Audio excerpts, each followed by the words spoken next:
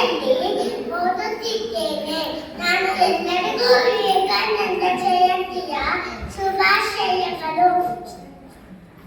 ರಾಜ್ಯವೆಲ್ಲ ಎಂದುಕೊಂಡರೆ ಏನನ್ನೂ ಸಾಧಿಸಲಾಗದು. ಎತ್ತಿಸೋದರಿಂದ ನಷ್ಟವೇನಿದೆ? ಗೆದ್ದರೆ ಸಂತೋಷ, ಸೋತರೆ ಅನುಭವ. ಓ ಕೇಳಿರಿ, ಇಂದು